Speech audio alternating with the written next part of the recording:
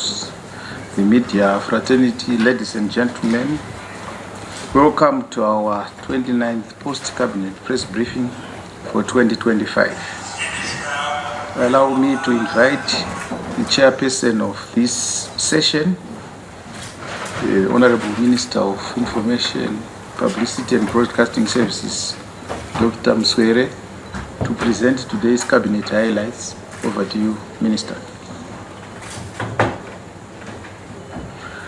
Thank you, Chief Secretary, Dr. Martin Rushwaya, members of the Fourth Estate, fellow Zimbabweans. Today, the 30th of September 2025, His Excellency the President chaired the 29th Cabinet meeting, and the following issues, among others, were considered and approved. Cabinet noted progress regarding the implementation of the Binga Development Initiative, a brainchild of His Excellency the President Dr. Idi Mnangagwa, focusing on a number of transformative projects for the Binga district. The initiative resonates with the mantra leaving no one and no place behind. Progress to date includes the following: the ongoing construction of the Binga Siakobu Karoi Road, which has registered milestones which will reduce traveling distance from Harare to Binga via Karoi by 300 kilometers. The provision of potable water through borehole drilling and other works that are ongoing, with 74 boreholes having been successfully completed. The construction of additional buildings for staff and students' welfare at the Binga Industrial Training College, and the establishment of 2 additional government boarding schools in the district. The establishment of the Binga School of Nursing, which is now at an advanced stage. The construction of 2 new clinics at Mabobolo and Manyanda, which have since been completed, and the rehabilitation of the Binga District Mortuary, and the donation of 2 ambulances by His Excellency the President Dr. Idi Mnangagwa. The establishment of the Binga border post is already at an advanced stage, and actual construction is expected to commence in due course in order to support other infrastructure initiatives. The construction of the Binga Civil Registry is 90% complete, whilst the sub-offices have been established in Binga district. The electrification of 8 primary and secondary schools and 300 houses in Binga Township, which have since been completed. The establishment of irrigation facilities close to Gwai Shangani and the Bulawayo Crow irrigation, both of which have been completed. The rehabilitation of the 1.1 kilometer Binga airstrip, the resuscitation of the Macheso mine, which was commissioned by His Excellency the President Dr. Idi Mnangagwa, has so far been successful in attracting international capital investments, thereby unlocking employment opportunities for communities in Binga district. The establishment of the Binga Town Board has been completed, leading to improved governance of the district. The commissioning and distribution of Kampenda fishing rigs to beneficiaries in Binga district, the construction and commissioning of 37 disaster recovery houses, and the establishment of a Binga community radio station. Cabinet considered and approved the implementation of the Community Share Ownership Trust framework, following the government of Zimbabwe's adoption in terms of rural industrialization as a key industrial development strategy to ensure inclusive economic growth in line with His Excellency the President's mantra that leaving no one and no place behind. The Community Economic Empowerment Trusts will be critical vehicles to drive rural industrialization in all districts. These trusts will be expected to form the vital cog that attracts investments, including partnerships into agro-processing, leveraging on the local agricultural economy and the village business units being established. The trust will be supported to set up industrial parks, working with potential partners in their respective districts. Additionally, the Economic Empowerment and Indigenization Act will also be amended and properly aligned with the new trust on trusts in order to accelerate development towards the attainment of Vision 2030. Furthermore, the proposed Economic Empowerment and Indigenous Amendment Bill will be aligned to the Mines and Minerals Amendment Bill.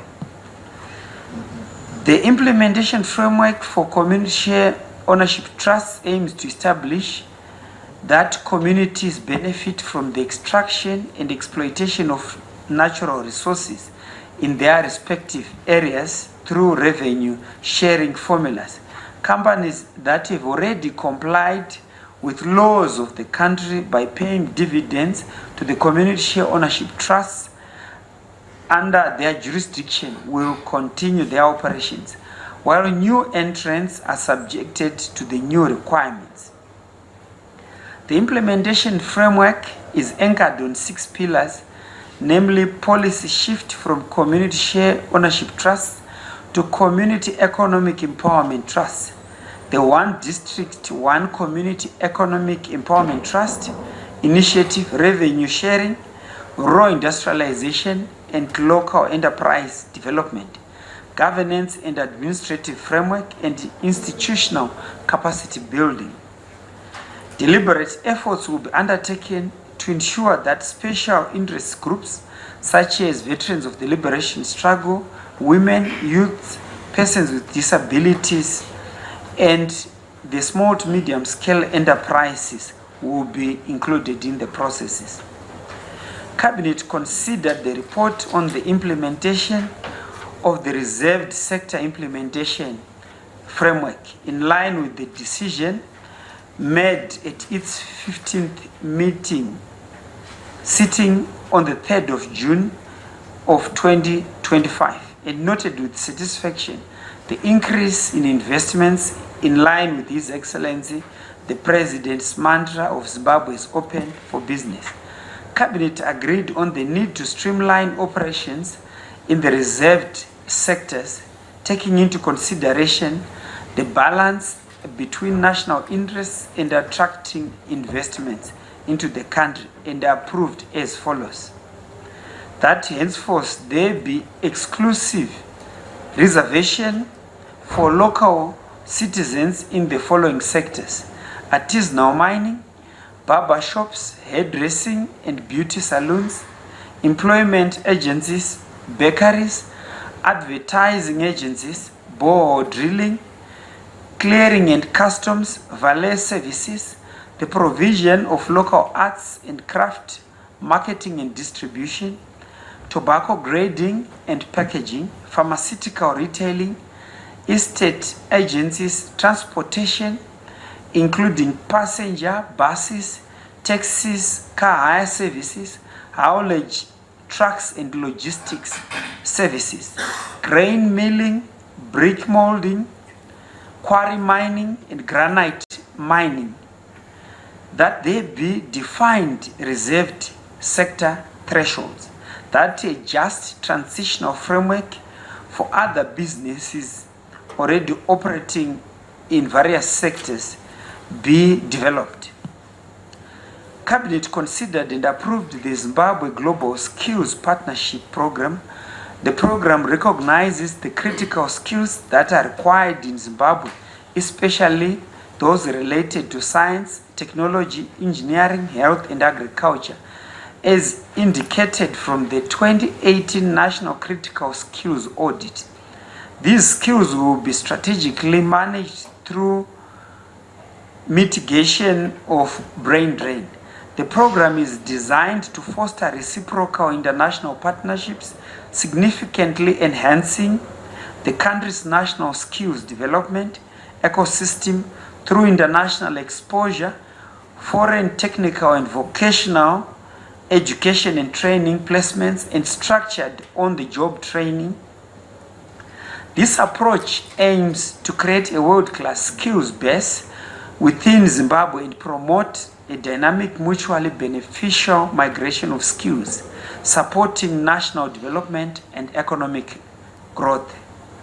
The program offers several key benefits as follows: ethical recruitment and protection of Zimbabwean employees from exploitation, ensuring recognition of their qualifications in the partnership countries to secure fair and equitable employment opportunities, alleviating domestic unemployment by providing meaningful employment for underutilized skilled youths, easing social pressures and fostering national stability and generation of sustainable remittances and foreign currency inflows.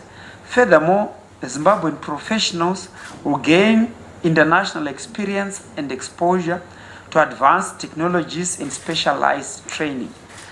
The acquired skills and knowledge will be actively facilitated to return to Zimbabwe, directly contributing to national development priorities and raising the overall skills levels through structured skills transfer mechanisms. Cabinet considered and approved the principles for the Zimbabwe Border Management Authority Bill. The Zimbabwe Border Management Authority Bill seeks to create a dedicated management authority for effective coordination, rationalization, and integration of border management processes. The rationale is to address inefficiencies arising from the existence of a multiplicity of ministries, departments, and agencies, all working on border entry and exit processes. The outcome of the bill will be the creation of a specialized agency under a centrally coordinated authority. Cabinet received and noted the report on the 80th United Nations General Assembly, which was held from the 21st to the 30th of September 2025 in New York, United States of America. The key objectives of Zimbabwe's participation at the United Nations General Assembly were to promote multilateral and bilateral cooperation, engage with potential investors, as well as strengthen diaspora engagement, and also to launch Zimbabwe's candidature for a non-permanent seat on the United Nations Security Council for the term 2027 to 2028.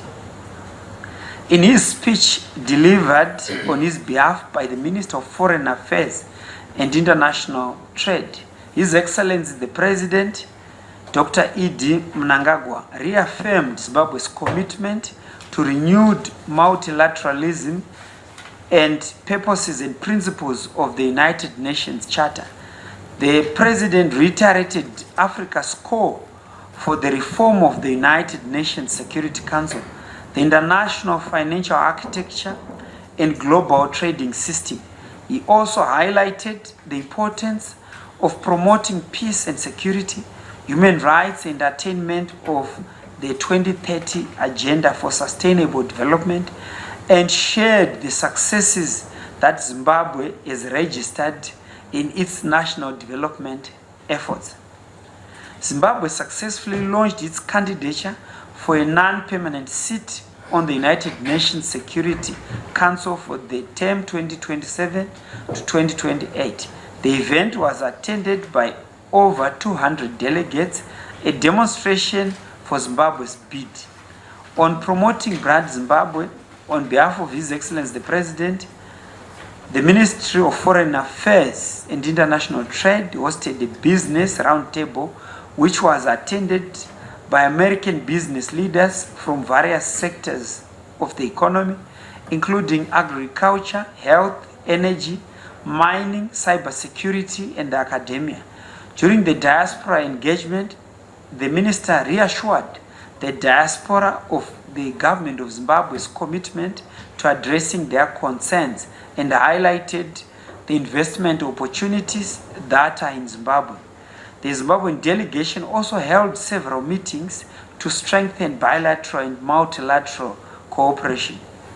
Cabinet received and noted the report on the 28th Universal Postal Union Congress, which was held from the 8th to the 19th of September 2025 in Dubai, United Arab Emirates. The Congress approved several key reforms to modernize the portfolio of postal products, their remuneration and quality of service to better meet the evolving customers and e-commerce demands. The Congress also endorsed the Universal Postal Union Strategy 2026 to 2029 and its associated roadmap, the Dubai Business Plan. The strategy outlines a future vision for the postal sector focused on a more interconnected, inclusive and sustainable society driven by a modern postal network. Of interest to note are the significant wins that Zimbabwe made, including securing the position of Vice Chair for the General Policy and Management of the Union Committee and a historic election to the Council of Administration of the UPU. This position solidifies Zimbabwe's role as a key player on the international stage and positions the country to lead in terms of the modernization of postal services on the continent. Zimbabwe will also co-chair a committee of 4 in terms of the Council Administration on Development, Cooperation and Technical Assistance. I thank you. Thank you very much, Honorable Minister, for presenting today's Cabinet highlights. We now move to the first round of 3 questions. Over to you, colleagues. Yes.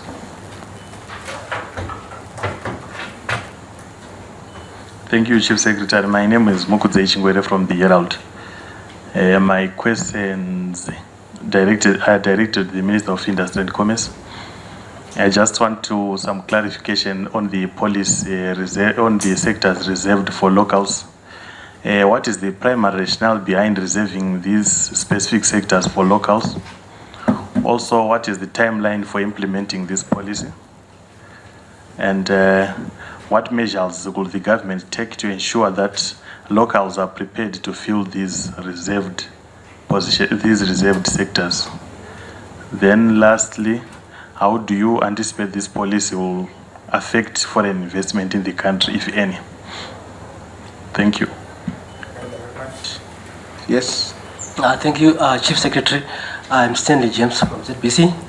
My question is also directed to the Minister of Industry. I just want a clarification on the Community Economic Empowerment Trust. How do they link with the new industrial blueprint that will begin next year in light of the rural industrialization agenda? Wallace. Thank you, Chief Secretary. Wallace Rujizo from the Herald newspaper. My question is directed at Minister Murira. Minister, how receptive were countries of Zimbabwe's launch of its candidature for the United Nations Security Council seat bid for 2027-2028? Thank you. Thank you very much. Over to you, Chair. Thank you, Chief Secretary. Honorable Mangaliso Ndlovu. The first 2 questions, can you respond to Honorable Ndlovu? Thank you very much, Chair, Honorable Mskwere. And thank you, Mukudze, for the questions. On the primary rationale, maybe just to clarify that this is not a new policy. I'm sure you know that it's a policy that has been there since 2012-2013. But we are just making it more effective, more implementable, and again, so that we can better achieve the aspirations of the policy. Reserved sectors ordinarily are those sectors that are observed to have low entry barriers and critical in our economy for the inclusion of our people to participate. Also for employment creation. These are sectors that would ordinarily be providing support services to bigger sectors within the economy. So the rationale really is to say, as we anticipate accelerated growth of our economy, you would know that we have revised our growth prospect to around 6.6% this year. We need to grow this economy with our people. Our people need to be supported to participate more, and hence this policy. Again, our observation is that there is already participation of our locals, but there will be support mechanisms that will be put in place, particularly from a devolved structure of the economy from our provincial governments, to see how best we can provide necessary support for our people to participate more in this. If you listened carefully to the chairman as he was presenting, we have said that the reserved sector policy strikes a balance between our national interest as well as the need to continue opening Zimbabwe for business.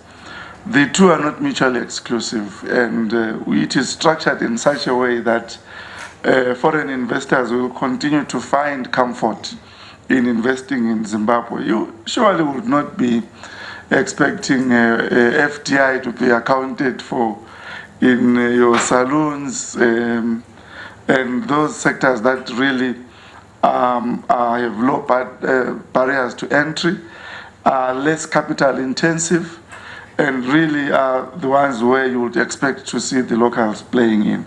So we believe that there is no negative implication really on foreign direct investment. Comrade Stanley James is looking at community economic empowerment trust and the relationship with the upcoming industrial development policy. These trusts, they are already there, most of them. They just need some bit of capacitation. We needed to realign them so that they are focused towards Vision 2030 and that they are active participants in the economy as they contribute towards attaining our targets. They will be very pivotal in promoting rural industrialization, in promoting local enterprise development, where we are looking at the local communities participating strongly in the supply chains or value chains of the companies that are operating within their jurisdictions. So there will be a section on rural industrialization in the industrial development policy. I'm preempting it now, it's a bit premature, but also expect a more detailed economic empowerment policy, which will then be crafted following these approvals by Cabinet, which will incorporate both the community economic empowerment trusts and the reserved sectors. This is where we'll be more elaborate in terms of how these will drive community participation as we uplift our communities towards upper middle income economy by 2030. I thank you, Chairman. Thank you, Honorable Ndlovu, for the responses. The third question is to Honorable Emon Murwira. How receptive were countries in terms of our bid? Thank you very much, Chair. I want first of all to say that His Excellency did a local launch for our bid here, and we then went to New York at the UN General Headquarters, where we were launching our bid on the 25th of September 2025. I want to say that the reception was fantastic. We had planned for about 200 delegates, but we ended up with well over 200 delegates supporting us for this event. Just to do the math, we know that in Africa we are already supported through the African Union, and African Union has got 54 countries, and we have been continuously, and we are still continuously working on what we call the reciprocal support arrangements with countries, and we have so far signed reciprocal support arrangements with countries outside of Africa amounting to 80 countries.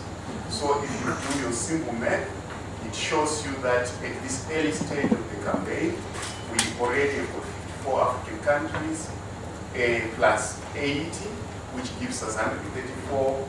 The minimum threshold that we need is 128. So it means we are already over that threshold. We were able to meet countries from several regions of the world. We met with Philippines, which is from the Pacific side of the world. We were also able to meet with Nicaragua and Venezuela from the South America side of the world. We were able to meet with Qatar foreign minister, as well as UAE from the Middle East side of the world. We were able to do a lot of meetings. As you know, we went to the Russian Federation at some point. We went to the Russian Federation at some point, and we also went to the People's Republic of China. So we really are enjoying at this moment. It's looking good, but we keep on working hard because we really want to make sure that Zimbabwe participates in the Security Council. Is of our strategic interest, but it's also of an African interest. Zimbabwe is a Pan-African country, and we believe that we will advance the Pan-African values in the Security Council, as well as champion and help champion the reform of the United Nations system, including the reform of the Security Council. Our main card is on peace and security. Our main card is also on the involvement of women and youth in peacemaking. Our main card is also on encouraging economic development and human rights. So we believe we are in good standing, and we look forward to a very good campaign. The vote is going to take place in June 2026 for the period of inauguration 2027 to 2028. So it was looking good in UN, in New York. It was fantastic, and I think you saw some clips. It was very traditional. It was a heritage-based launch. We had our Mbira, and we were doing our Nemam Sasa there. I thank you.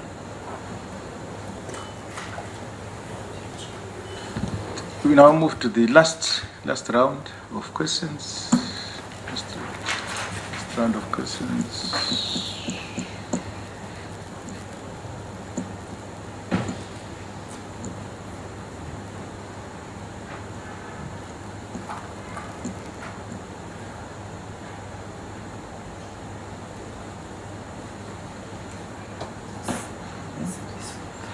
No more questions, Honorable Ministers. I want to thank you very much for attending today's session. Thank you.